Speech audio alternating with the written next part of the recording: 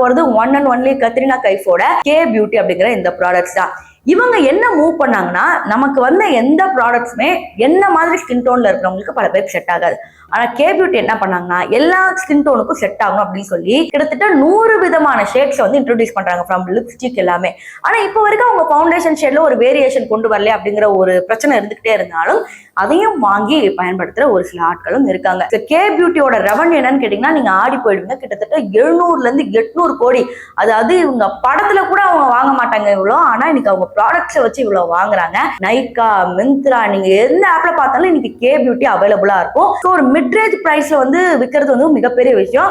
அதுல K beauty success ஆயிட்டே வராங்க. ஸோ இந்த வீடியோல நம்ம என்ன புரிஞ்சுக்கிட்டோம்னா, நம்ம எந்த விதமான ப்ராடக்ட்டை நம்ம வந்து ஆரம்பிச்சாலும் முதல்ல பிராண்டிங் பண்றது மிகவும் அவசியமான ஒண்ணு. அதுவும் இந்தியாவை போல பெருமக்கள் இருக்கிற இடத்துல பிராண்டிங் ஒழுங்கா பண்ணலன்னா ப்ராடக்ட் யார் தீபிகா படுகோனே வித்தாலும் ஓடாது அப்படிங்கிற ஒரு விஷயத்த பார்த்தோம்.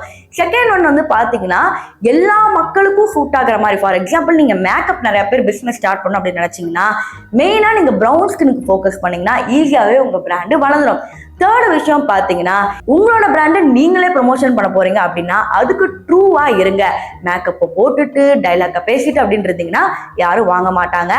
அதனாலதான் இன்னைக்கு ஒரு சில ப்ராடக்ட்ஸ் அடி வாங்கிட்டு இருக்காங்க. இது போன்ற இன்ஃபர்மேஷன் கொடுக்குற கண்டென்ட்ஸ் உங்களுக்கு வேணும்னா மறக்காம எங்க சேனலை சப்ஸ்கிரைப் மற்றும் லைக் பண்ணிக்கோங்க.